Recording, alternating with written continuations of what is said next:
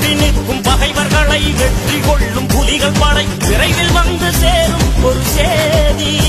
நம் தமிழினமே தலை நிமிர்ந்து தன்மான வாழ்வை பெற பொன்னாக மலரும் ஒரு தேதி, பொன்னாக மலரும் ஒரு தேதி.